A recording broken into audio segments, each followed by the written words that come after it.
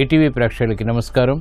Triple detergents of శుభమస్తు కార్యక్రమానికి స్వాగతం. ఈనాడు శుభమస్తు కార్యక్రమంలోని గ్రహఫల మంచంలో గ్రహాల యొక్క స్థితిగతులు, వాటి యొక్క శుభాశుభ ఫలితాల గురించి పరిశీలిద్దాం. అలాగే ఈరోజు 12 రాశుల వారికి ఏ సంఖ్యలు కలిసి వస్తాయి, రంగుల యొక్క ప్రాధాన్యత, ఈరోజు లక్ష్మీవారం లేదా గురువారం, శ్రీ షిరిడి సాయిబాబాకి చాలా ప్రీతికరమైనటువంటి రోజు. మరి భక్తులు 12 రాశుల వారు శ్రీ షిరిడి సాయిబాబాని ఎటువంటి ప్రక్రియలతో పూజించాలో పరిశీలిద్దాం. ఆంజనేయ స్వామికి సింధూరంతో పూజించడంలోని పరమార్థం ఏమిటో ఆచారం సంప్రదాయం అనేటువంటి శీర్షికలో తెలుసుకుందాం. అలాగే ముఖ్యంగా 12 రాశుల వారు ఈరోజు చేపట్టవలసినటువంటి కార్యక్రమాలు ఏమిటో కూడా పరిశీలిద్దాం. ముందుగా నేటి పంచాంగ వివరాలు. శ్రీ హేవలంబి నామ సంవత్సరం, వైశాఖ మాసం, ఉత్తరాయణం, వసంత ఋతువు.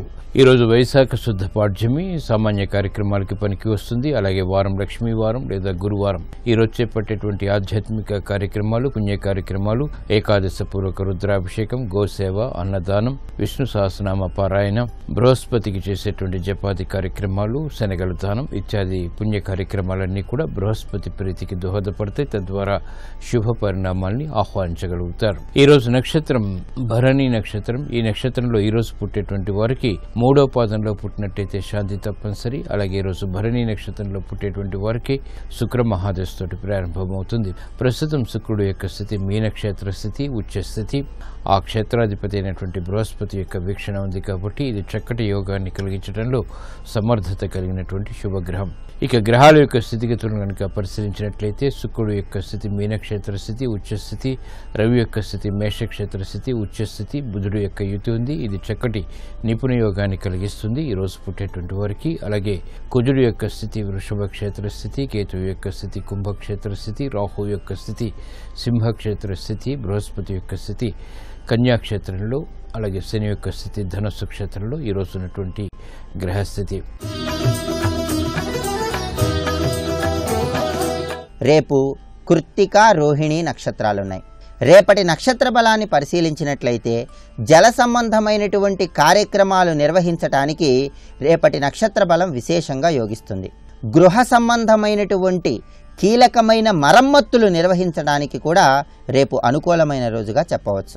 వైద్య పరీక్షలు నిర్వహించుకోవటానికి, ఔషధముల సేవనమునకు కూడా రేపటి నక్షత్ర బలం విశేషంగా యోగిస్తుంది. గ్రహదోష నివారణకు ప్రత్యేక పూజలు, శాంతులు నిర్వహించుకోవటానికి రేపటి నక్షత్ర బలం చక్కగా అనుకూలిస్తుంది. ఈరోజు లక్ష్మీవారం లేదా గురువారం. బృహస్పతి యొక్క పరిపాలన పూర్తిగా ఉంటుంది. బృహస్పతి ద్వారా శుభ ఫలితాన్ని పొందాలంటే ఈరోజు శ్రీ రాఘవేంద్ర స్వామి యొక్క స్మరణ, పూజాది కార్యక్రమాలు కూడా ఉపకరిస్తాయి. ఇప్పుడు శుభమస్తు వీక్షిస్తున్నటువంటి ప్రేక్షకులందరికీ శ్రీ రాఘవేంద్ర స్వామి యొక్క అనుగ్రహం, కటాక్షం కలగాలని ప్రార్థిద్దాం. పూజ్యాయ రాఘవేంద్రాయ సత్యధర్మరతాయ చ భజతాం కల్పవృక్షాయ నమతాం కామధేనవే. నమో నమో రాఘవేంద్ర శ్రీ సద్గురు రాఘవేంద్ర. నమో నమో రాఘవేంద్ర శ్రీ సద్గురు రాఘవేంద్ర. ఓం నమో భగవతే రాఘవేంద్రాయ. ఓం నమో భగవతే రాఘవేంద్రాయ. నమో నమో రాఘవేంద్ర శ్రీ సద్గురు రాఘవేంద్ర. నమో నమో రాఘవేంద్ర శ్రీ సద్గురు రాఘవేంద్ర. ఓం నమో భగవతే రాఘవేంద్రాయ. ఓం నమో భగవతే రాఘవేంద్రాయ.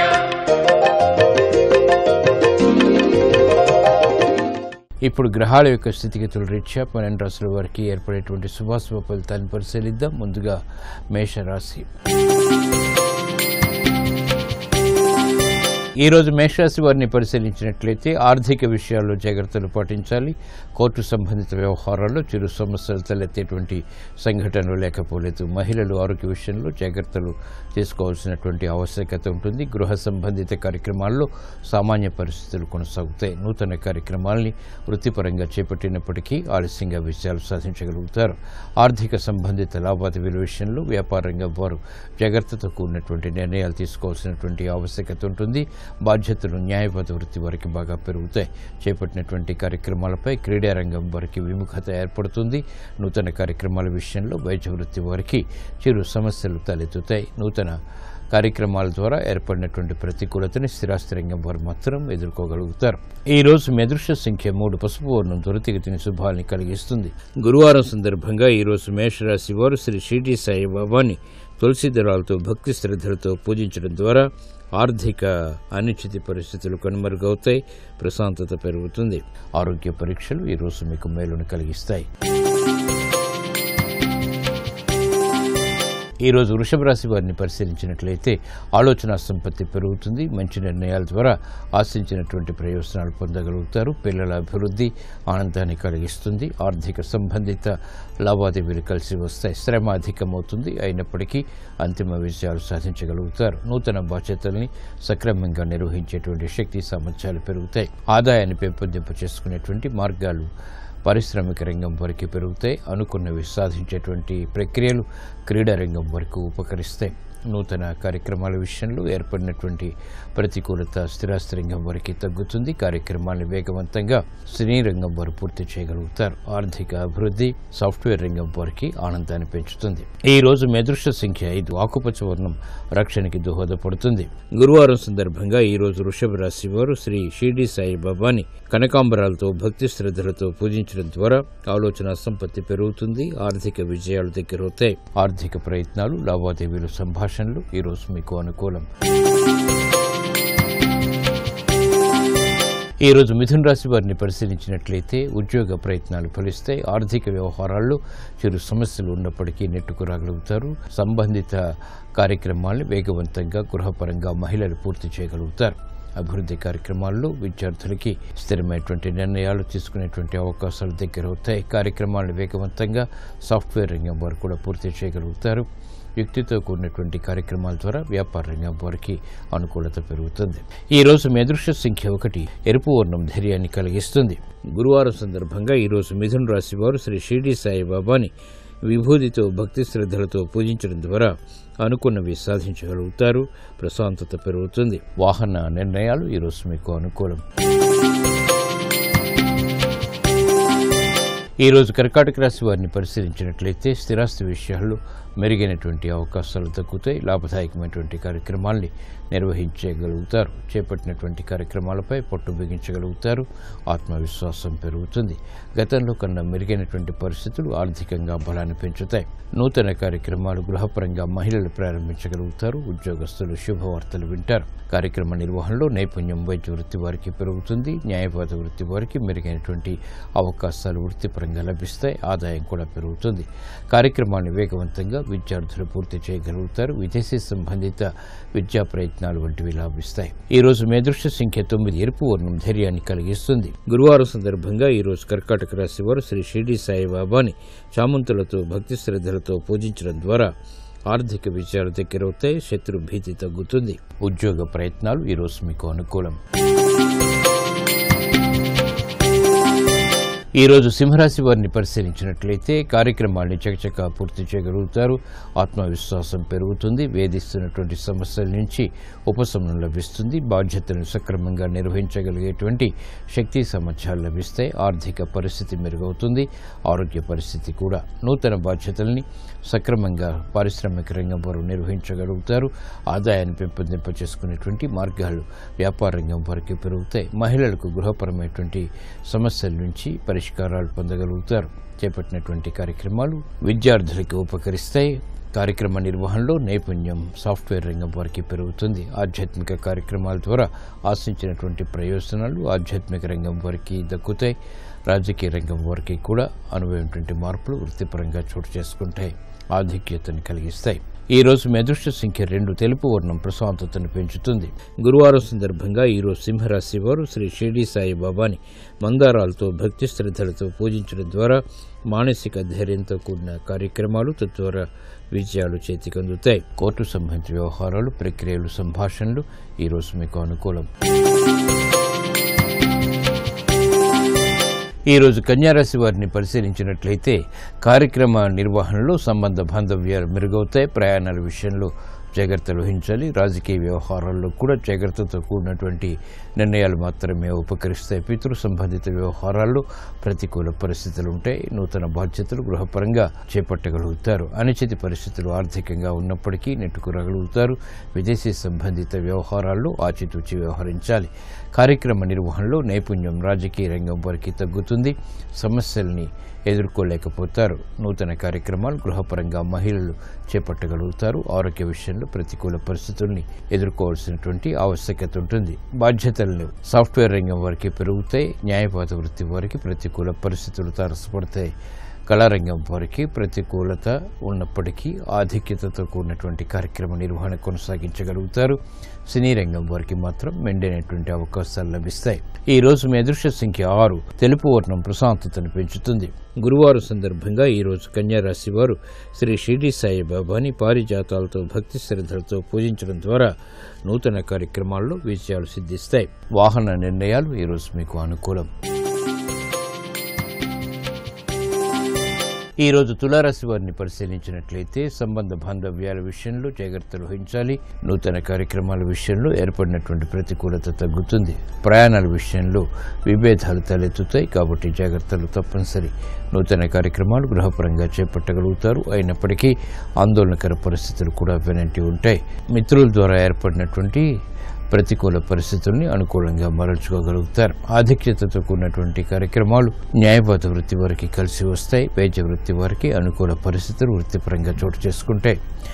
ఏర్పడినటువంటి సమస్యల నుంచి పరిష్కారాలు విద్యార్థులు పొందగలుగుతారు. మహిళలకు ఆరోగ్య విషయంలో జాగ్రత్తలు పాటించాలి. ప్రయాణాల విషయంలో కూడా నూతన బాధ్యతల్ని సక్రమంగా స్థిరాస్తి రంగం వారు నిర్వహించలేకపోతారు. ప్రతికూల పరిస్థితులు ఆర్థికంగా కొనసాగుతాయి. ఈ రోజు మీ అదృష్ట సంఖ్య 3. పసుపు వర్ణం త్వరితగతిన శుభాల్ని కలిగిస్తుంది. గురువారం సందర్భంగా ఈ రోజు తులారాశి వారు శ్రీ షిరిడి సాయిబాబాని పారిజాతాలతో భక్తి శ్రద్ధలతో పూజించడం ద్వారా నూతన కార్యక్రమాల్లో మెరుగైనటువంటి అవకాశాలు దక్కుతాయి. ఆనందాన్ని కలిగిస్తాయి. గృహ కార్యాలు కార్యక్రమాలు ఈ రోజు మీకు అనుకూలం. ఈ రోజు వృశ్చిక రాశి వారిని పరిశీలించినట్లయితే స్థిరమైనటువంటి నిర్ణయాల ద్వారా ఆదాయాన్ని పెంపొందింప చేసుకునేటువంటి మార్గాలు సులభతరం అవుతాయి. సంబంధ బాంధవ్యాల విషయంలో జాగ్రత్తలు పాటించాలి. రాజకీయ వ్యవహారాలు కలిసి వస్తాయి. లాభదాయకమైనటువంటి కార్యక్రమాలు గృహపరంగా కొనసాగించగలుగుతారు. ఆరోగ్య విషయంలో ఏర్పడినటువంటి ప్రతికూలత తగ్గుతుంది. ఆర్థిక విషయాల్లో ఏర్పడినటువంటి విభేదాలు కూడా తగ్గుతాయి. కార్యక్రమ నిర్వహణలో వ్యాపార రంగం వారికి అనుకూల పరిస్థితులు ఏర్పడతాయి. పెట్టుబడులు కూడా కలిసి వస్తాయి. ఆర్థిక సంబంధిత సందిగ్ధ పరిస్థితుల నుంచి స్థిరాస్తి రంగం వారు బయటికి రాగలుగుతారు. ఆరోగ్య విషయంలో మహిళలు జాగ్రత్తలు వహించాలి. నూతన కార్యక్రమాల్ని సాఫ్ట్వేర్ రంగం వారు ప్రారంభించగలుగుతారు. క్రమశిక్షణతో కూడినటువంటి కార్యక్రమాల ద్వారా విద్యార్థులకి ఉపయోగకరమైనటువంటి నిర్ణయాలు కలిసి వస్తాయి. ఆర్థిక వ్యవహారాల్లో మెరుగైనటువంటి మార్పులు న్యాయవాద వృత్తి వారికి కూడా చేకూరుతాయి. ఈ రోజు మీ అదృష్ట సంఖ్య 3. పసుపు వర్ణం త్వరితగతిన శుభాల్ని కలిగిస్తుంది. గురువారం సందర్భంగా ఈ రోజు వృశ్చిక రాశి వారు శ్రీ షిరిడి సాయిబాబాని ఎర్రగన్నేరు పొడితో భక్తి శ్రద్ధలతో పూజించడం ద్వారా వేగవంతమైన నిర్ణయాలు తద్వారా విజయాలు చేతికందుతాయి. ఆర్థిక నిర్ణయాలు ఈ రోజు మీకు కలిసి వస్తాయి. ఈ రోజు ధనుసు రాశి వారిని పరిశీలించినట్లయితే వాహన సౌఖ్యం కొనసాగుతుంది. కార్యక్రమాల్ని వేగవంతంగా పూర్తి చేయాలనేటువంటి తపన పెరుగుతుంది. నూతన కార్యక్రమాలు గృహపరంగా చేపట్టగలుగుతారు. ఆర్థిక వ్యవహారాల్లో ఏర్పడినటువంటి అలజడి కొనసాగుతుంది. అనిశ్చిత పరిస్థితుల్ని ధైర్యంగా ఎదుర్కోగలుగుతారు. అయినప్పటికీ ఆందోళనకర పరిస్థితులు కూడా వెనంటి ఉంటాయి. కార్యక్రమాలని గృహపరంగా చేపట్టగలుగుతారు. ఆర్థిక వ్యవహారాల్లో పారిశ్రామిక రంగం వారికి చిరు సమస్యలు తలెత్తుతాయి. వ్యాపార రంగం వారికి వ్యాపార దక్షత తగ్గుతుంది.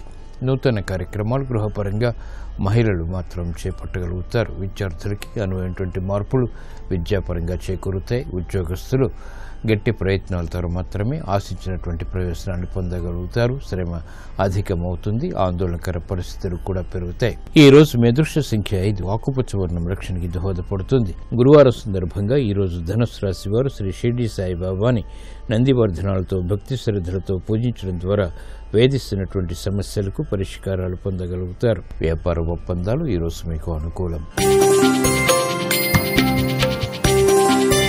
ఈరోజు మకర రాశి వారిని పరిశీలించినట్లయితే కార్యక్రమాలని వేగవంతం చేయగలుగుతారు. అదృష్ట సంఘటన గృహరీత్యా ఆహ్వానించగలుగుతారు. మహిళలకు శుభ ప్రయత్నాలు కలిసి వస్తాయి.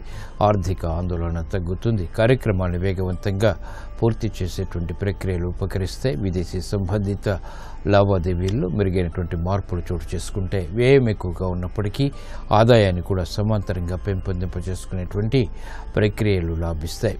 నూతన బాధ్యతలు పారిశ్రామిక రంగం వారికి పెరుగుతాయి. వ్యాపార రంగం వారికి ఆర్థిక విషయాలు అనుకూలిస్తాయి. క్రమశిక్షణతో విద్యార్థులు రాణించగలుగుతారు. మహిళలకు ఇంపైనటువంటి వార్తల ద్వారా ఆనందకర సంఘటనలు చోటు చేసుకుంటాయి. కార్యక్రమ నిర్వహణలో నైపుణ్యం కళారంగం వారికి పెరుగుతుంది. సాఫ్ట్వేర్ రంగం వారికి ఉన్నతి లభిస్తుంది. ఈ రోజు మీ అదృష్ట సంఖ్య 1 ఎరుపు వర్ణం ధైర్యాన్ని కలిగిస్తుంది. గురువారం సందర్భంగా ఈరోజు మకర రాశి వారు శ్రీ షిర్డీ సాయిబాబాని గులాబీలతో భక్తి శ్రద్ధలతో పూజించడం ద్వారా అదృష్ట సంఘటనల్ని ఆహ్వానించగలుగుతారు. ఆర్థిక ప్రయత్నాలు, లావాదేవీలు, సంభాషణలు ఈరోజు మీకు అనుకూలం. ఈరోజు కుంభరాశి వారిని పరిశీలించినట్లయితే ఆర్థిక విషయాలు అనుకూలిస్తాయి. సంభాషణలు రుచిస్తాయి. మానసిక ధైర్యం కలిగి ఉంటారు. రాజకీయ వ్యవహారాల్లో నెగ్గుకురాగలుగుతారు. ఆనందకర వాతావరణం గృహరీత్యా నెలకొంటుంది. గతంలో చేస్తున్నటువంటి పొరపాట్లని సవరించుకునేటువంటి అవకాశాలు దగ్గరవుతాయి. ఆర్థిక సంబంధిత లావాదేవీలు పారిశ్రామిక రంగం వారికి లాభిస్తాయి. స్థిరాస్తి రంగం వారికి మెరుగైనటువంటి అవకాశాలు వృత్తిపరంగా చోటు చేసుకుంటాయి. కార్యక్రమాన్ని వేగవంతంగా మహిళలు ప్రారంభించగలుగుతారు. విద్యార్థులకి ఆశించినటువంటి ప్రయోజనాలు దక్కుతాయి. దూర ప్రయాణాల ద్వారా ప్రయోజనాలు కూడా సాధించగలుగుతారు. కార్యక్రమ నిర్వహణలో నైపుణ్యాన్ని ప్రదర్శించగలుగుతారు. అభివృద్ధి కార్యక్రమాలు అన్ని రంగాల వారికి లాభిస్తాయి. ఈ రోజు మీ అదృష్ట సంఖ్య 3 పసుపు వర్ణం త్వరితగతిన శుభాలని కలిగిస్తుంది. గురువారం సందర్భంగా ఈరోజు కుంభరాశి వారు శ్రీ షిర్డీ సాయిబాబాని చామంతులతో భక్తి శ్రద్ధలతో పూజించడం ద్వారా రాజకీయ నిర్ణయాలు కలిసి వస్తాయి. వ్యాపార ఒప్పందాలు ఈరోజు మీకు అనుకూలం. ఈరోజు మీనరాశి వారిని పరిశీలించినట్లయితే కార్యక్రమ నిర్వహణలో నైపుణ్యం కొనసాగుతుంది. చేపట్టినటువంటి కార్యక్రమాల్లో ప్రోత్సాహాన్ని ప్రయత్నపూర్వకంగా పొందగలుగుతారు. మిత్రుల ద్వారా లబ్ధి చేకూరుతుంది. వేగవంతమైనటువంటి నిర్ణయాలు తద్వారా విజయాలు చేతికందుతాయి. కుటుంబ సఖ్యత పెరుగుతుంది.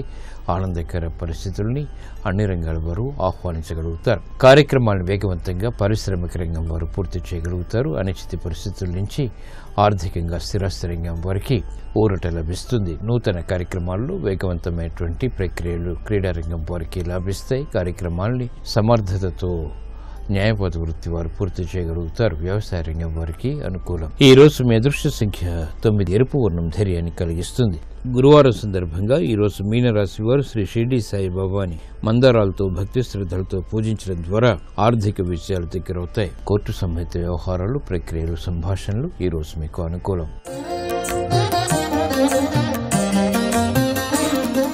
శ్రీ ఆంజనేయ స్వామిని సింధూరంతో పూజించడంలోని పరమార్థం ఏమిటో ఆచారం సంప్రదాయం అనేటువంటి శీర్షికలో పరిశీలిద్దాం. సింధూరం అంటే మనం ధరించేటువంటి కుంకుమ. హనుమంతుడు సింధూర ప్రియుడు. ఒకసారి సీతమ్మ పాపిట బొట్టు పెట్టుకోవటం చూసినటువంటి హనుమంతుడు ఎందుకు అలా బొట్టు పెట్టుకుంటున్నారని అడిగాడు.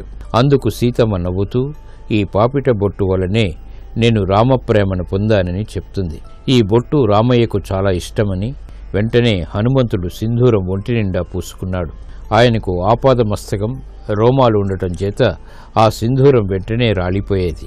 అందువల్ల నూనెతో కలిపినటువంటి గంగ సింధూరాన్ని ఒంటి నిండా పట్టించుకున్నాడు. హనుమంతుణ్ణి చూసి రామయ్య, ఈ రూపంలో నిన్ను ఎవరైతే సేవిస్తారో వారికి నేను ప్రసన్నుడను అంటాడు. అటువంటి భక్తులకు సమస్త దోషాలు తొలగి సుఖశాంతులు పొందుతారని వరం ఇస్తాడు. అందుకే హనుమంతుడి ఒంటి నిండా సింధూరం పూసి ఉంటుంది. ఈ దర్శన భాగ్యంతో అదృష్ట సంఘటనలు చోటు చేసుకుంటాయి.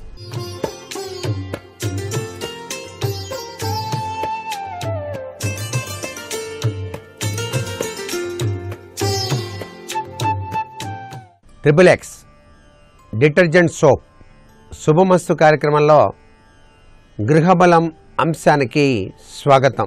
విజయ పరంపరాతత్వాన్ని సాధించడానికి, జీవితంలో ఉత్తమోత్తమైనటువంటి స్థితిగతులను సాధింపజేసుకోవడానికి పాటించవలసినటువంటి విధి విధానాలు మనకు గృహబల రీత్యా మహర్షులు తెలియజేశారు. వాటిని గనక పాటించినట్లయితే సర్వతోముఖాభివృద్ధితో పాటు కీర్తి ప్రతిష్టలు సమస్యల విషవలయం నుంచి బయలుపడటానికి ఆస్కారం ఎక్కువగా కనిపిస్తుంది అని చెప్పడంలో ఏమాత్రం సందేహం లేదు. వ్యాపారం చేసేటువంటి వాళ్ళు తమకు ఏ వ్యాపారం కలిసి వస్తుందో తెలియక నష్టపోవడం జరుగుతూ ఉంటుంది. ఆ వ్యాపారంలో ఉన్న మెళుకువలు కనుక్కునేటప్పటికల్లా కాలం కాస్త అయిపోతుంది. నష్టదాయకమైన ప్రభావంతో కొట్టుమిట్టాడుతూ ఉంటారు. అయితే వీరికి ఏ వ్యాపారం కలిసి వస్తుంది, ఏ వ్యాపారం చేస్తే రాణిస్తారు అని చెప్పేసి సలహా ఇచ్చే మిత్రులు దొరకడం కూడా అదృష్టదాయకం. వ్యాపారంలో విజయ పరంపరలను కొనసాగించడానికి వీలుగా చేయవలసినటువంటి విధి విధానంలో పాలల్లో అటుకులు కలిపి శ్రీ మహావిష్ణువుకి కనుక నివేదన చేసి స్వీకరించినట్లయితే చక్కటి మార్గదర్శక సూత్ర ప్రాతిపదికలను ఇచ్చేటువంటి వ్యక్తులు తారసపడతారు. అటుకులకి ఇంత గొప్ప విశేషం ఉన్నది. సాక్షాత్తు కృష్ణ పరమాత్మ దగ్గరకు కుచేలుడు వెళ్ళి అటుకులు సమర్పించాడు. భక్తి భావన స్ఫూర్తితో దివ్యవంతమైన జీవితాన్ని పొందాడు. అలాగే తులసి చెట్టు మొదట్లో ప్రతి గురువారం కూడాను కొద్దిగా పాలు కలిపి నీళ్లలో నివేదించడం ఆ తులసి చెట్టుకు. ఇలా కనుక చేసినట్లయితే చాలా చక్కటి సత్ఫలితం సాధించవచ్చు. అలాగే బుధవారం నాడు సంధ్యా సమయంలో అరటి చెట్టు మొదట్లో పాలు గనక పోసినట్లయితే, అగరబత్తిని వెలిగించినట్లయితే, అరటి చెట్టు సాక్షాత్తు చాలా ఇష్టము ప్రీతికరమైనటువంటి ప్రభావాన్ని కలిగించేది ఆంజనేయ స్వామి వారికి.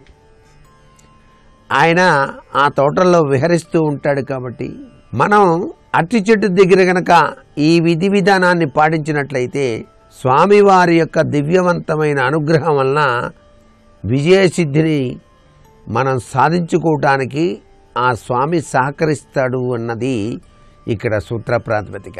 ఎన్ని సంబంధాలు చూస్తున్నప్పటికీ కూడాను కుదరకపోవటం, వచ్చిన సంబంధం మనకి నచ్చకనో వాళ్ళకి నచ్చకపోవటము జరగటం, దాని రీత్యా వివాహం ఆలస్యం అవటం ఇత్యాది పరిస్థితులు గనక ఏర్పడుతున్నప్పుడు బుధవారం నాడు లక్ష్మీనారాయణుల ఆలయంలో శ్రీ మహావిష్ణువుకు 21 శనగపిండి లడ్డూలు, ఒక నెమలి ఈక సమర్పించాలి. ఇలా గనక చేసినట్టయితే సత్వరమే అనుకున్న వివాహ సిద్ధి కలిగి తీరుతుంది. విద్యార్థులు ఎంత బాగా చదివినప్పటికీ కూడాను ఆ నిమిషంలో తెలియకుండా అనారోగ్యం చేయటమో, అక్కడికి వెళ్ళిన తరువాత చదివినది మర్చిపోవటమో ఇత్యాది సంఘటనలు కనుక జరుగుతూ ఉన్నట్లయితే ఆ యొక్క విద్యలో చక్కటి ఉత్తీర్ణత శాతాన్ని పొందుతాను అని చెప్పేసి భావించినప్పటికీ కూడా ఆ శాతం తగ్గుతూ ఉన్నప్పుడు ఆ విద్యార్థులు పడేటువంటి మానసిక ఆవేదన అంతా ఇంత కాదు. ఇలా జరగకుండా ఉండటానికి, విద్యలో విజయసిద్ధిని సాధించడానికి ప్రతినిత్యం కూడాను పార్వతీ పరమేశ్వరుల చిత్రపటం ముందు ప్రదోష సమయంలో, అంటే సాయం సంధ్యా సమయంలో అగరబత్తి వెలిగించి అరటి పండును ప్రసాదంగా నివేదన చేసి స్వీకరించినట్లయితే తప్పనిసరిగా విజయ పరంపర విద్యలో కలిగి తీరుతుంది. ధన సంపాదన విషయంలో అనేక మార్గాలు ఉన్నప్పటికీ, ఆ మార్గాల్ని చక్కగా అన్వేషిస్తూ ఉన్నప్పటికీ తాను ఊహించినంతగా ధన సంపాదన లేక కించిత్తు ఆవేదన చెందేటువంటి వ్యక్తులు సోమవారం నాడు పసుపు, కుంకుమ, తెల్లటి గోవుకు అలంకరణ చేయాలి. తెల్లటి గోవుకు కనుక పసుపు, కుంకుమ అలంకరణ చేసినట్లయితే 11 ప్రదక్షిణాలు చేసి పచ్చి కూరల్ని ఆ యొక్క గోమాతకు కనుక తినిపించినట్లయితే ధన సంపాదన విశిష్టవంతమైనటువంటి రీతిలో కొనసాగింప చేసుకోవడానికి ఆస్కారం అత్యధికంగా ఉంటుంది సుమా. ఆకస్మికంగా ధన నష్టం జరిగిపోయింది. ఎంతగానో ఊహించాం, అయినప్పటికీ ఫలితం శూన్యమైపోయింది. ఆకస్మిక ధన నష్టం సంభవించింది. దీన్ని నివారించడానికి సోమవారం నాడు 1/2 కేజీ బియ్యం దానంగా ఇవ్వాలి. ఆ బియ్యం అనేటువంటిది పరమేశ్వర ప్రీత్యర్థం అని చెప్పేసి, పరమేశ్వరుడికి ధ్యానం చేసేటప్పుడు కూడా మనం అభిషేకార్చనలో నీరు తడిపినటువంటి తెల్ల బియ్యపు గింజనే వాడతాం అభిషేకార్చనలో. అప్పుడు ఆకస్మిక ధన నష్టం నుంచి బయలుపడటానికి ఆస్కారం ఉంటుంది సుమా. ప్రతి పనిలో కూడాను ఉత్సాహం లేకపోవటం, ఏదో తెలియని నైరాస్యం, ఇవన్నీ కూడాను ఆవహించి మందకుడిగా జీవితం కొనసాగుతూ ఉన్నప్పుడు సూర్య దేవాలయాన్ని సందర్శించడమే కాకుండా సూర్యుడికి సంబంధించినటువంటి వస్తువులు, రాగి, బెల్లం, గోధుమలు, ఎర్రటి పుష్పాలు ఎవరికైనా సరే దానంగా సమర్పించండి. ఈ దానం వెనకాల చాలా పరమార్థాలు దాగి ఉన్నాయి. మానవ జీవితం అభివృద్ధి పథంలోకి పయనించడానికి దానాలు సహకరిస్తాయి. అందున ఇటువంటి దానం చేయటం వల్ల చక్కటి సత్ఫలితం సంప్రాప్తమవుతుంది అని చెప్పడంలో ఏమాత్రం సందేహం లేదు. కుటుంబపరమైనటువంటి సమస్యలు అంతా ఇంతా కాదు, తెలియని సమస్యలు వేధిస్తున్నాయి, ఎవరికీ చెప్పుకోలేరు. ఎందుచేత ఈ సమస్యల విషవలయ నుంచి బయలుపడటం ఎట్లా? మంచికి పోతున్నా చెడు ఎదురవుతోంది, లేనిపోని అపనిందలు. ఎంతో మంచివాడు అయినా అపనిందలకు గురవుతున్నాడే. చక్కగా మాట్లాడినప్పటికీ వాళ్ళు తప్పుగా అర్థం చేసుకుంటున్నారే.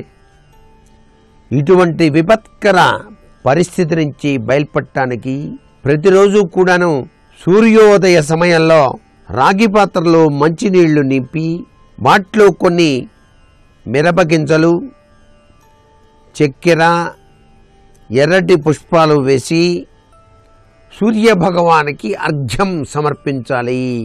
ఓం సవిత్రే నమః, ఓం ఘృణి సూర్య ఆదిత్యోమంటూ ఇలా గనక చేసినట్లయితే తప్పనిసరిగా విపత్కరవంతమైనటువంటి పరిస్థితుల ప్రభావం నుంచి బయల్పడి కీర్తి ప్రతిష్టలతో జీవితాన్ని కొనసాగించడానికి ఆస్కారం ఎంతగానో ఉంటుంది సుమా. ఆరోగ్యం భాస్కరాదిచ్చేతన్నారు. దీర్ఘకాలికవంతమైనటువంటి అనారోగ్యాలతో బాధపడిపోతున్నారు. అంతఃశత్రువుల యొక్క బాధ కూడాను అధికంగానే ఉన్నది. ఏం చెయ్యాలి, పాలుపోవటం లేదు. ఇలాంటి పరిస్థితుల్లో సతమతమవుతున్నటువంటి వారు సింధూరం, చందనం కలిపి ప్రతి గురువారం నుదుట తిలకంగా ధారణ చేసి చూడండి. చక్కటి సత్ఫలితం కలిగి తీరుతుంది సుమా. అదృష్టకరమైనటువంటి జీవితాన్ని ప్రతి ఒక్కరూ కూడా కోరుకుంటూనే ఉంటారు. అన్ని రంగాలలో విజయ పరంపరలు కొనసాగించాలని, కీర్తి ప్రతిష్టలతో తొలతూగాలని, అష్టైశ్వర్య సిద్ధితో జీవితాన్ని కొనసాగించాలని కోరుకోవటం సహజం. ఈ ఆశలు, ఆశయాలు, కోరికలకు ఆటంకాలు ఏర్పడినప్పుడు ఈ ఆటంకాల విషవలయం నుంచి సంరక్షింపచేసుకోవడానికి ఆచరించవలసిన సూత్ర ప్రాతిపదికలు మహర్షులు మనకు తెలియజేశారు.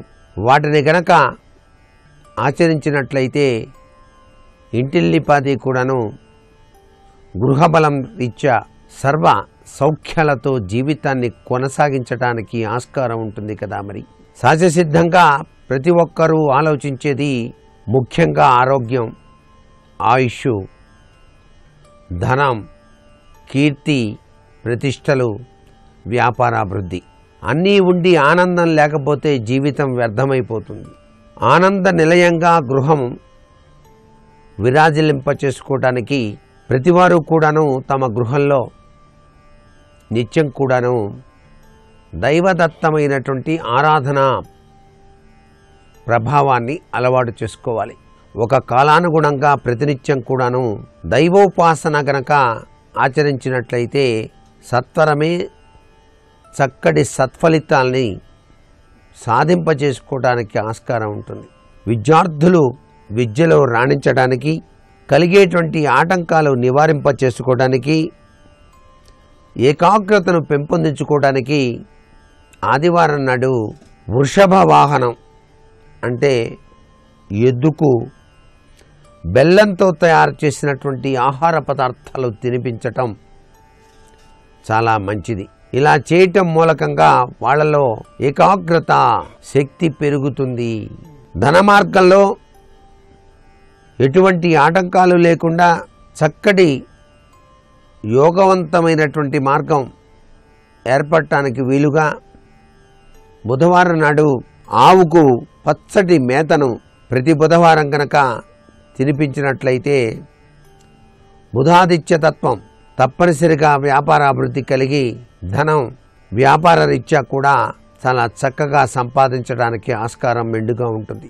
ఆకస్మికంగా సమస్యలు వస్తున్నప్పుడు వాటి నుంచి నివారణ పొంది చక్కటి ఆలోచన పరంపరలో ముందుకు సాగడానికి మంగళవారం ఆంజనేయ ఆలయంలో సింధూరాన్ని సమర్పించడం మంచిది.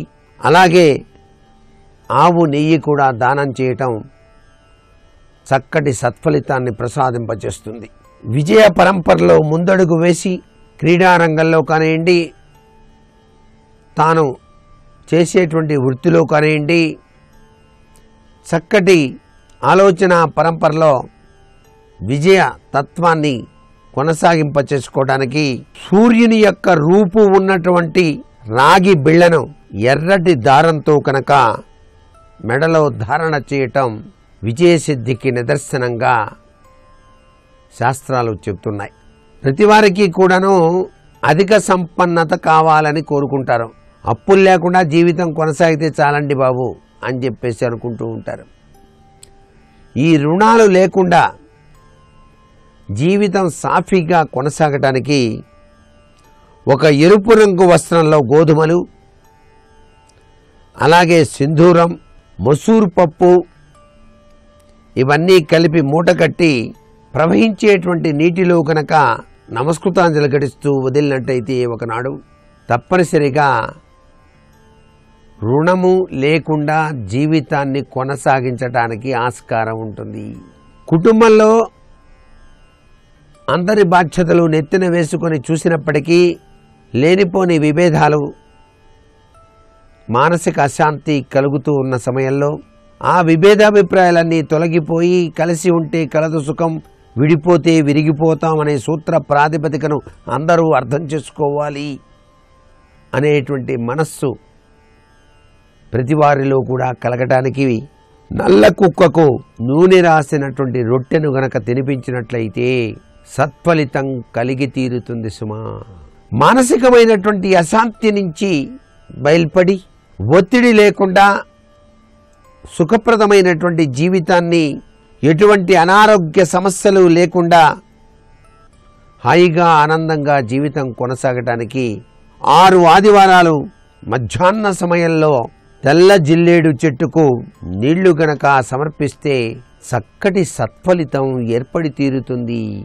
ఉద్యోగంలో స్థిరత్వం, ప్రమోషన్లు లభించడానికి ఆదివారం నాడు ఆదిత్య హృదయాన్ని 3 సార్లు పఠించండి.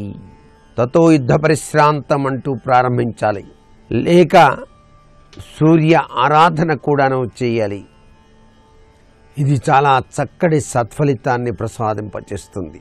వ్యాపారంలో విశిష్టవంతమైనటువంటి లాభాల్ని చవిచూడాలని భావించేటువంటి వారు శ్రీ మహావిష్ణువును ఓం వషట్కరాయ నమః అని స్మరించుకుంటూ విష్ణుమూర్తి ఆలయంలో వస్త్రదానం చేయటం ఉత్తమోత్తమైనటువంటి పద్ధతి.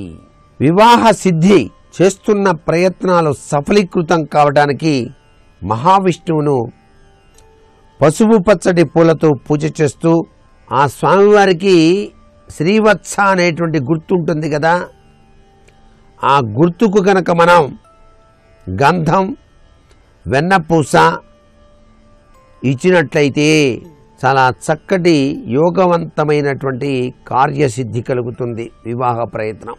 ఆదివారం నాడు కోతులు గనక కనిపిస్తే ఆ కోతులకు అరటిపండు కానీ బెల్లం కానీ సమర్పించడం వల్ల పనుల్లో ఆటంకాలు తొలగిపోయి నిర్విఘ్నంగా ప్రతి పని కూడాను నెరవేరుతుంది అంటోంది శాస్త్రం. వివిధ రకాలైనటువంటి సమస్యల నివారణకు పసుపు కొమ్ములను మాలగా కట్టి ఇనుప వస్తువు మీద ఉంచాలి. ఏదైనా ఇనుప వస్తువు మీద గనక ఈ పసుపు కొమ్ముల మాలను గనక ఉంచినట్లయితే సమస్యల నుంచి బయలుపడటం జరుగుతుంది. ఆ సమస్యలు తీరిపోయాక ఆ మాలను పచ్చని చెట్టు మీద ఉంచాలి. ప్రతి పనిలో కూడాను నిరుత్సాహం లేకుండా ఉత్సాహభరితమైనటువంటి ప్రభావంతో జీవితాన్ని గడపడానికి ఆకుపచ్చని రంగు వస్త్రాలు ధరించి విష్ణు భగవానికి తులసి మాలను మెడలో ధారణ చేయాలి. చాలా చక్కటి యోగం సిద్ధిస్తుంది. కుటుంబంలో ఎటువంటి విభేదాభిప్రాయాలు లేకుండా అన్ని రంగాలలో అభివృద్ధికరమైన ప్రభావాన్ని సాధింపజేయటానికి వరుసగా 5 బుధవారాలు 5 గురువారాలు బాలబాలికలకు నీలం రంగులో ఉన్నటువంటి వస్త్రాలు దానంగా ఇవ్వటం కూడాను చాలా మంచిది. మానసికమైనటువంటి ఒత్తిడి, అశాంతి ఇత్యాది సమస్యల నుంచి బయలుపడటానికి శనివారం నాడు కుక్కలకు ఆహారం వేయండి. పనుల్లో ఆలస్యం తొలగించడానికి, కోర్టు మొదలైన వ్యవహారాల్లో విజయాన్ని సాధింపచేసుకోవడానికి మర్రి చెట్టు మొదట్లో ఆవు పాలు పోసి ఆ తడిసినటువంటి మట్టి మీరు నుదుట తిలకంగా ధారణ చేసి చూడండి, ఫలితం సిద్ధిస్తుంది. ఆకస్మికంగా వచ్చేటువంటి సమస్యల యొక్క ప్రభావం నుంచి బయల్పడి చక్కటి ఆలోచన పరంపరలో ముందడుగు వేయటానికి నలుపు రంగుతో ఉన్నటువంటి గోవుకు పసుపు కుంకుమ అలంకరించి చూడండి, ప్రదక్షిణం చేయండి, సత్ఫలితం సాధించుకోండి. మరికొన్ని ముఖ్య విషయాలు రేపటి శుభమస్తు కార్యక్రమంలో తెలుసుకుందామా? మరి సర్వే జనా సుఖినో భవంతు.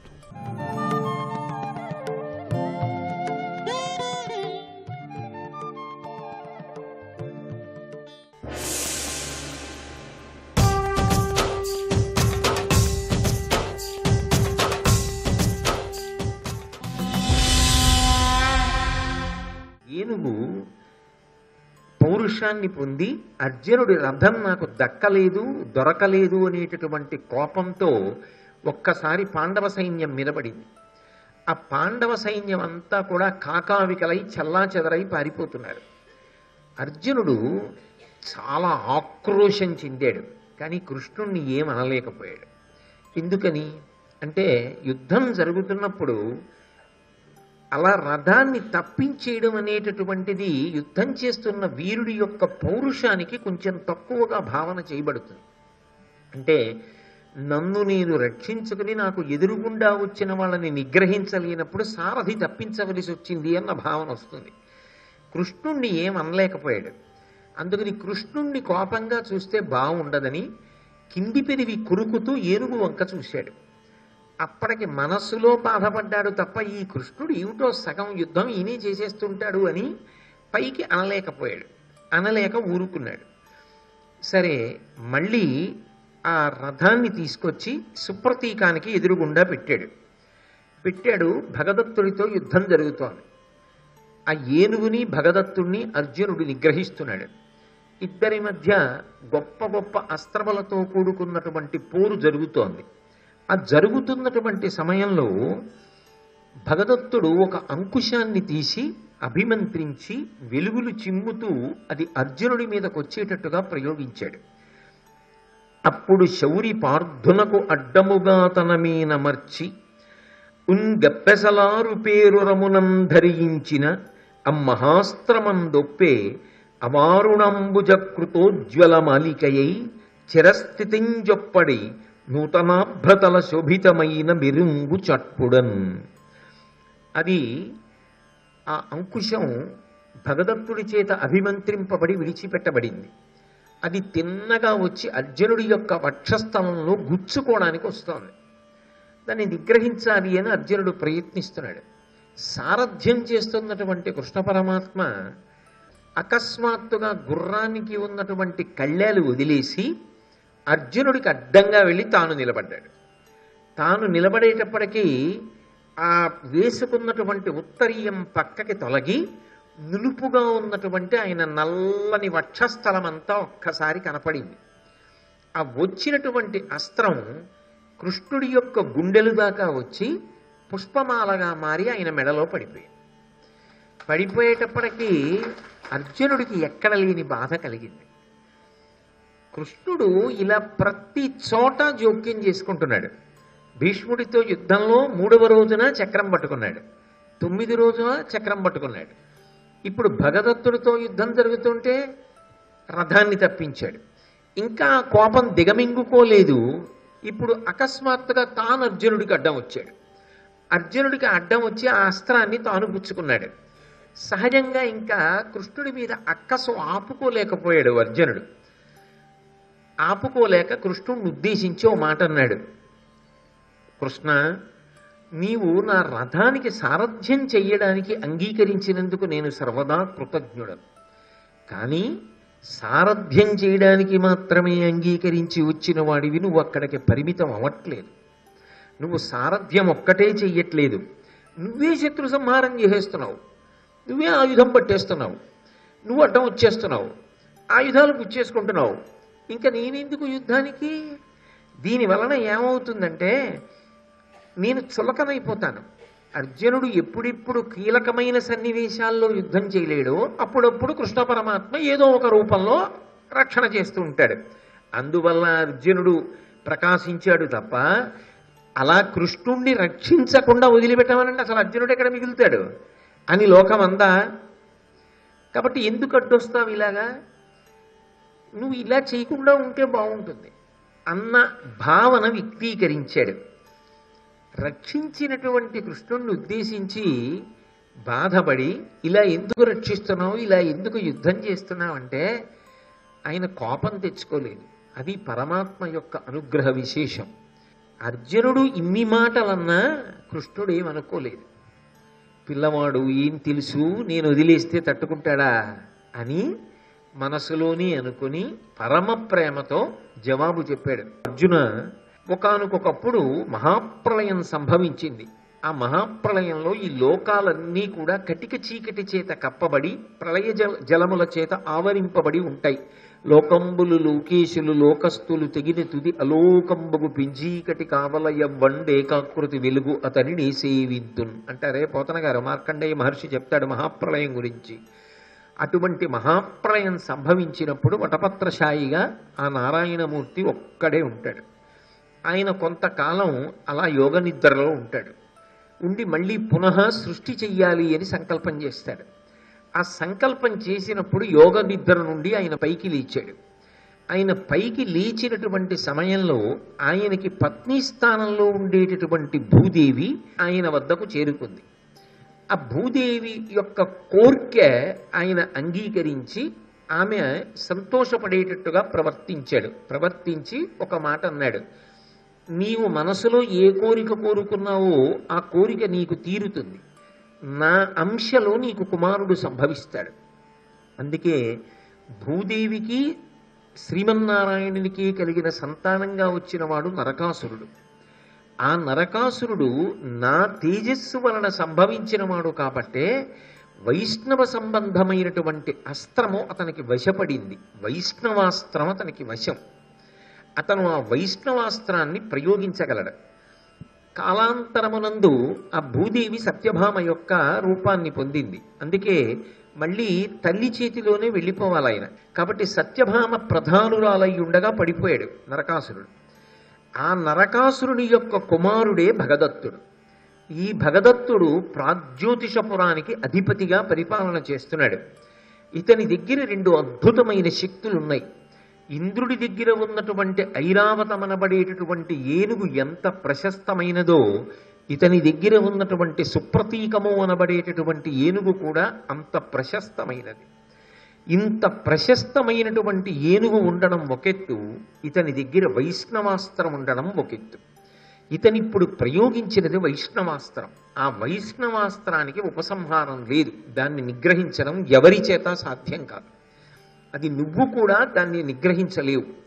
కాబట్టి దాన్ని పుచ్చుకోగలిగిన వాడను నేనొక్కండి. అందుకే నల్లమబ్బు మీద మెరుపు తీగ ఎలా ఉంటుందో అది నేను అడ్డొచ్చేటప్పటికీ నా మెడలో మాత్రం నా తేజో సంబంధమైన అస్త్రం కాబట్టి పూలదండగా పడిపోయి, ఒక పువ్వు ఎలా ఉంటుందో అలా ఎర్రని తామర పువ్వు ఎలా ఉంటుందో అలా ప్రకాశించింది ఆయన యొక్క నల్లని వక్షస్థలం మీద. ఇంకొకలా చెప్పాలంటే మెరుపు తీగ ఎలా ఉంటుందో అలా కనపడింది ఆహారం. కాబట్టి అది నా తేజస్సుకి సంబంధించిన అస్త్రం. దాన్ని నువ్వు నిగ్రహించలేవు. దీని చేత నువ్వు ప్రమాదంలోకి వెళ్ళిపోతావు. నీకు తెలియదు ఇది ఇంత ప్రమాదకరమైందని. ఇవన్నీ ఇప్పుడు చెప్పే అవకాశం లేదు. నిన్ను రక్షించుకోవడం నాకు ప్రధానం. అందుకే నీకు నేను అడ్డొచ్చి ఆ అస్త్రాన్ని నేను పుచ్చేసుకున్నాను. ఏమైంది? అది నీ మీద వేసిన అది నా తేజస్సుకి సంబంధించిన అస్త్రం. నేనేం చేశాను? నా తేజస్సుని నేనే పుచ్చేసుకున్నాను. దానికి నువ్వెందుకు అంత బాధపడడం? నిన్ను నేను రక్షించాను అంటే 1-2 మాటలు బాధపడతాడేమోనని ఎంత ప్రేమతో కూడిన మాట అన్నాడో చూడండి. ఇప్పుడు దానికి అంత బాధపడవలసిన అవసరం ఏముంది? నేను నరకాసురుణ్ణి ఎలా చంపేశానో అలా నువ్వు భగదత్తుణ్ణి చంపే. ఇప్పుడు అస్త్రము ఎవరికి వశమై ఉన్నదో ఇంతకాలము ఆ అస్త్రం ఇప్పుడు నా యందు లీనమైపోయింది.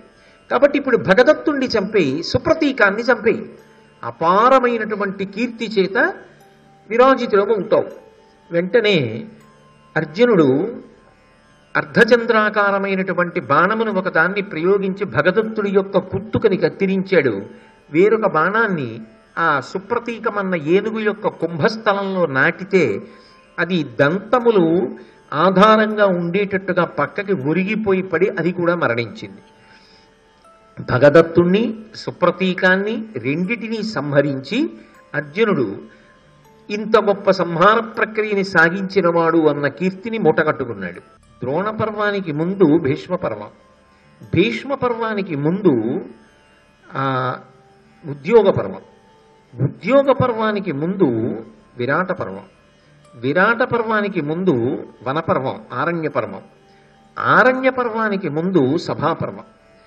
సభాపర్వంలో ఒక విశేషం జరిగింది. ఒకప్పుడు ధర్మరాజు గారు రాజసూయం చెయ్యాలి అని సంకల్పించాడు.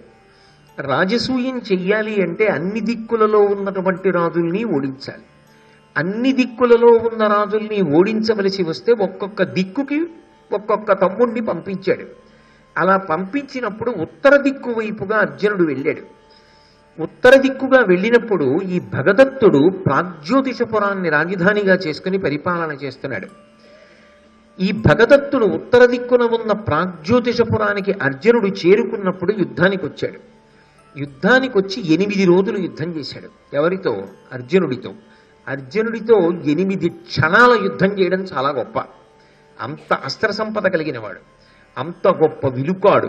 అటువంటి అర్జునుడితో 8 రోజులు యుద్ధం చేశాడు. 8 రోజుల యుద్ధం చేసి ఓడిపోయాడు. ఓడిపోయి ఒక మాట అన్నాడు, నువ్వు ఇంద్రుడికి పుత్రుడివి, నేను ఇంద్రుడికి మిత్రుణ్ణి. అందుకే నా సుప్రతీకాన్ని ఇంద్రుడికి ఇస్తూ ఉంటాను రాక్షసుల సంహారం జరుగుతున్నప్పుడు. ఇంద్రపుత్రుడు ఇంద్రమిత్రుడు కొట్టుకోవలసిన అవసరం ఏముంది? కాబట్టి మన ఇద్దరం సంధి చేసుకుందాం అన్నాడు. అంటే అర్జునుడు అన్నాడు, మా అన్నగారు ధర్మరాజు గారు రాజసూయం చేస్తున్నారు, నువ్వు అపారమైనటువంటి ధనరాశులు ఇచ్చి కప్పం కట్టి ఆ యాగం చూడ్డానికి కూడా రమ్మని ఆహ్వానించాడు. అలాగే చేస్తాను అని ఒప్పుకుని భగదత్తుడు అపారమైనటువంటి కప్పాన్ని ధర్మరాజు గారికి చెల్లించాడు. యథార్థానికి ఆ సమయంలో కృష్ణుడు లేడు అర్జునుడితో. 8 రోజుల యుద్ధం జరిగింది.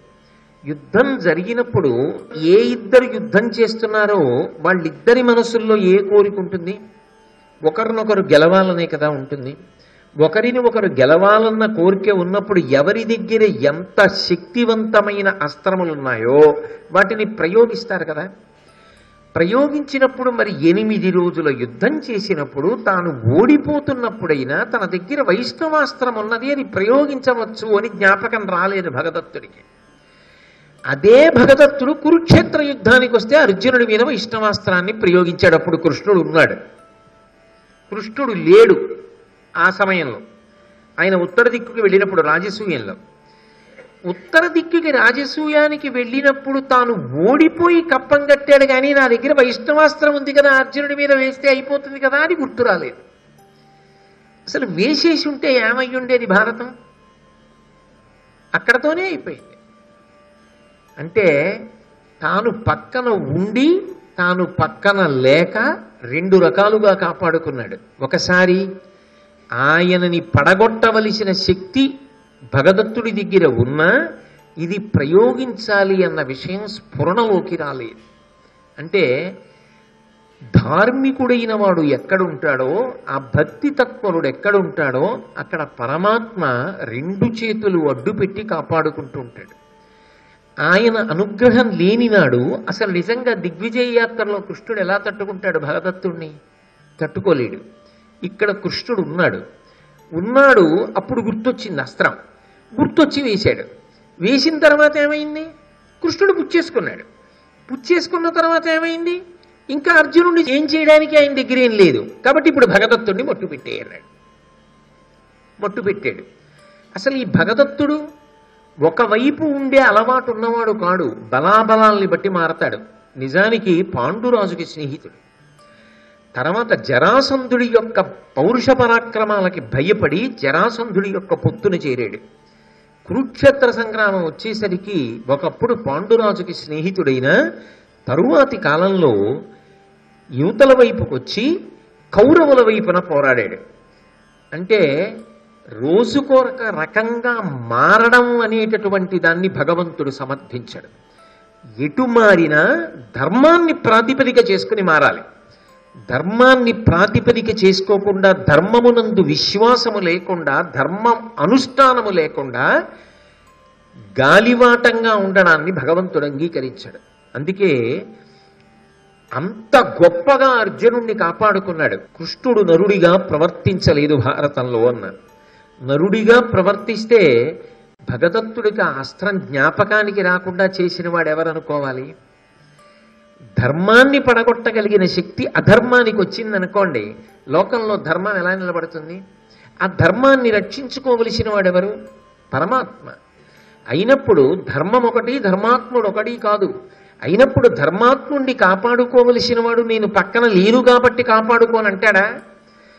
ఆయన పక్కన లేకపోవచ్చు, కానీ పరమాత్మ యొక్క శక్తి అనంతము, ఆయన ఎలాగైనా రక్షిస్తాడు. అందుకే అసలు భగదత్తుడు అప్పుడు ఆ అస్త్రాన్ని ప్రయోగించలేదు, ఇప్పుడు ప్రయోగించాడు. ఎందుకని? అది ప్రయోగించేసిన తరువాత అర్జునుడి చేతిలో భగదత్తుడు పడిపోవాలి. ధర్మము నిలబడాలి, అధర్మము పడిపోవాలి. దాని ద్వారా సమాజమునకు ఒక సందేశం అందించాలి. భారతం ఎప్పటికీ ఎందుకు నిలబడాలని వ్యాసుడు అందించాడు? దేనికోసం కవిత్రయం ఆంధ్రీకరించి ఇచ్చారు? దేనికోసం వాళ్ళంత శాశ్వతులై చిరస్థాయిని పొందారు? లోకానికి ధర్మం అందాలి, లోకము ధర్మ మార్గంలో ప్రయాణించాలి. ధర్మం ఎక్కడుంటుందో అక్కడ పరమేశ్వరుని యొక్క రక్షణ ఉంటుంది. నువ్వు కల్పించుకున్న రక్షణలు కావు. నిన్న వచ్చిన రక్షణ నీకు నిన్నకి ముందు లేదు. నిన్న వచ్చిన రక్షణ నిన్నకు ముందు వచ్చిన ఆపదలలో నిన్ను కాపాడలేదు. ఆ తర్వాత నిన్నకి ముందు కూడా నిన్నేది కాపాడిందో అదే నిన్ను కాపాడుతుంది. ఇప్పుడు ఆ ధర్మమునందు ఆ పౌనిక ఉండడం ఈశ్వరుని యొక్క అనుగ్రహమును నిలబెట్టుకోవడం. ఇది అర్జునుడి యొక్క హృదయం. అందుకే అర్జునుడు సర్వకాలముల యందు కృష్ణుని యొక్క అనుగ్రహమునకు పాత్రుడయ్యాడు. అందుకే ఆ నమ్మకం ఉన్నవాడు కాబట్టే నా కండలు పోషిస్తానన్నాడు. ఈ పైన ధర్మరాజు గారి యొక్క సత్యధర్మములు, ఆయనకి పట్టాభిషేకం జరగాలి, రాజ్యం గెలవాలైన. అందుకే భీష్మ సంహారమునందు ఈ మాట చెప్పాడు. ధర్మరాజు గారికి పట్టాభిషేకం జరగాలి అంటే తమ్ముళ్ళు సహాయం చెయ్యాలి, క్షాత్ర తేజస్సుతో నిలబడాలి. వాళ్ళు నిలబడాలంటే వాళ్ళు కాపాడబడాలి. వాళ్ళు కాపాడబడితే ధర్మరాజు కాపాడబడినట్టు, అర్జునుడు కాపాడబడినట్టు. పక్షపాతంతో కాదు కృష్ణుడు కాపాడుతున్నది, వాళ్ళ యందు ధర్మం ఉన్నది కాబట్టి. పరిణితి చెందిన భక్తి ధర్మము. ఈ మాట బాగా జ్ఞాపకం పెట్టుకోండి. తెల్లవారి లేచిన దగ్గర నుంచి మరునాడు తెల్లవారుజాము వరకు పూజామందిరంలో కాలం గడపగలవా? గడపలేవు. పూజామందిరం తలుపులు వేసి బయటికి వచ్చినా ఎప్పుడూ ఈశ్వరుడితో ఉండడం అన్న మాటకు అర్థం ఏమిటంటే ఈశ్వరుడు చెప్పినట్టు బ్రతకడం. ఆయన చెప్పినట్టు బ్రతకడమే ధర్మానుష్ఠానం చెయ్యడం. ధార్మికుడన్న మాటకు అర్థం ఏంటంటే పై పై మెరుగులు అప్పటికొచ్చే ప్రలోభాలకి లొంగడం కాదు. ఆయన అనుగ్రహం నాకు ప్రధానం. నేను ఈ పని చేస్తే ఆయన అనుగ్రహానికి పాత్రుడనవుతానా? ఎందుకు చేశావా పని అని అడుగుతాడా? ఆయన ఎందుకు చేశావని అడిగే పని నాకు అక్కర్లేదు. నేను ఒరిపిడికి గురైనా పర్వాలా, నాకు బాధ కలిగినా పర్వాలా, నేను ఆయన సంతోషించేలా బ్రతుకుతాను అని నిలబడగలిగిన వాడెవరో వాడు ఆఖరి ఊపిరి వరకు భగవంతుని పాదముల దగ్గరే ఉన్నాడు. ఆ తర్వాత కూడా ఈశ్వరుని ఎందే చేరిపోతాడు తప్ప అస్తమానం పూజామందిరంలో ఎలా ఉండగలవు? అందుకే వివేకానంద స్వామి ఒక మాట అంటారు, ఈ సమాజమంతా లోకము నీకు పూజామందిరము కావాలి, లోకమునందు లోకేశ్వరుడు కనపడాలి, సర్వత్ర భగవద్భావన నీ యందు నిలబడగలగాలి. ఆ స్థితికి ఎదిగిన వాడెవరో వాడు ఈశ్వరుని యొక్క అనుగ్రహమునకు పాత్రుడవుతాడు. అందుకే ధర్మరాజు పాత్రుడయ్యాడు. ధర్మరాజు ఉపకరణములు కాబట్టి భీమార్జునులకుల సహదేవుల్ని ఆయన అలా చేతులు అడ్డు పెట్టి కాపాడుకున్నాడు. ద్రోణపర్వంలో భగదత్తుణ్ణి సంహారం చేసిన ప్రక్రియలో, సుప్రతీకాన్ని నిగ్రహించినటువంటి ప్రక్రియలో, రథాన్ని తప్పించడంలో నిజానికి అర్జునుడికి తెలియదు, కానీ అర్జునుడికి తెలియదు కదా అని ఆయన చెయ్యి వదిలిపెట్టలేదు. అర్జునుడు ఈసడించినా బాధపడలేదు. నిన్ను కాపాడుకోవడం నా ధర్మం, నీకేం తెలుసు పిల్లాడివి అని తండ్రి కొడుక్కి తాయిలం పెట్టినట్టు ఇల్లంత దూరంలో కనపడిన తర్వాత నీ చెయ్యి నేను వదిలేస్తాను, నా చెయ్యి నువ్వు వదిలేయి, పరిగెత్తుకుంటూ వెళ్ళిపోయి ఇంటికి అని, నేను పరిగెత్తలేనే అని ఏదో కొడుకుతో పాటుగా పరిగెత్తలేకపోయిన వాడిలా తండ్రి ఉండిపోతే కొడుకు ముందు పరిగెత్తుకెళ్ళిపోయి నేను ముందు వచ్చేసానంటే అయ్య బాబోయ్ ఎంత బాగా వచ్చేసావో అని తండ్రి కొడుకుని పొగిడి సంతోషపెట్టేసినట్టుగా ఇప్పుడు భగదత్తుణ్ణి చంపేయి, సుప్రతీకాన్ని చంపేయి, నేను నరకాసురుణ్ణి చంపినట్టు చంపేయి. అలా చంపేశాడే అర్జునుడు. నిజంగా త్వమేవ మాతా చ పితా త్వమేవ త్వమేవ బంధుశ్చ సఖా త్వమేవ త్వమేవ విద్యా ద్రవిణం త్వమేవ త్వమేవ సర్వం మమ దేవదేవ. మహానుభావుడు భగవంతుణ్ణి నమ్ముకున్నటువంటి వాణ్ణి ఆయన ఎంత గొప్పగా కాపాడతాడు అనడానికి మహాభారతంలో ద్రోణపర్వంలో ఈ భగదత్త సంబంధమైనటువంటి ఉపాఖ్యానం అంత ప్రఖ్యాతి చెందినటువంటి ఉపాఖ్యానం. దాని ద్వారా కృష్ణ పరమాత్మ యొక్క పాదముల యందు నిరతిశయ భక్తి కలగకుండా ఎలా ఉంటుంది? ఆయన అనుగ్రహమును పొందడానికి ధర్మానుష్ఠానం చెయ్యాలి జీవితంలో అన్న కోరిక పుట్టకుండా ఎలా ఉంటుంది? అందుకే మహాభారతంలో కృష్ణుడి గురించి పరిశీలించడము అంటే కృష్ణుడికి దగ్గరగా జరిగే ప్రయత్నం చెయ్యడమే. మహాభారతంలో శ్రీకృష్ణుడు అని నేను చెప్తే అందులో మీకేం కనపడుతోంది? ఎక్కడికక్కడ ధర్మ సంస్థాపనమే, ధర్మానురక్తియే. ఇంతకన్నా ఇంకేమైనా కనపడుతోందా? ఈ పరిశీలనము ద్వారా మనం తెలుసుకోవలసింది ఏమిటి? ధర్మమునకు దగ్గరగా జీవించడం కన్నా మనుష్య జీవితానికి వేరొక ప్రయోజనము ఉండదు, ఉండకూడదు. అందుకే ఒకప్పుడు కృష్ణార్జునులు దూరంగా యుద్ధం చేస్తున్నారు. ఏదో సాయంకాలం అయిపోయింది, సూర్యాస్తమయమైంది, ఇంటికి తిరిగి వచ్చారు. అభిమన్యుడి యొక్క సంహారమునకు ప్రధాన కారకుడు ఎవరయ్యాడు అంటే సైంధవుడయ్యాడు. అందుకే భారతంలో జరిగిన ఘట్టములు ఇప్పటికీ కూడా లోకంలో సామెతలుగా మిగిలిపోయి వీడు సైంధవుళ్ళ అడ్డుపడ్డాడు రా అంటారు. సైంధవుడు పరమశివుడి గురించి తపస్సు చేశాడు. అంత గొప్ప తపస్సు చేస్తే పరమశివుడు ప్రత్యక్షం అయ్యాడు. అని మనసులో పగ పోలేదు. పోక నేను పాండవుల 5గురిని గెలవాలన్నాడు. శంకరుడు ఒకటి, కృష్ణుడు ఒకటినా? కాదు. ఆయన అన్నాడు వాళ్ళు నరనారాయణులు, కృష్ణార్జునులు.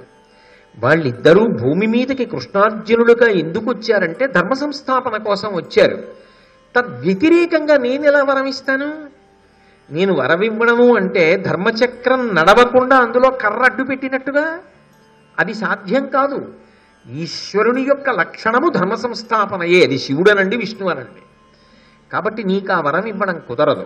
కానీ నాకు ఒక లక్షణం ఉన్నది. ఇంత తపస్సు చేసి నేను ప్రత్యక్షం అయిన తర్వాత నీకేదో ఒకటి ఇవ్వకుండా పోవతల కనకూడదు. అర్జునుణ్ణి మిగిలిన 4 పాండవుల్ని ఒక్కరోజు ఆపగలం. అంటే వాళ్ళు నిన్ను దాటడం శక్యం కాదు, ఒక్కరోజు ఏది కూడా, అంతకు మించి ఇవ్వనన్నాడు.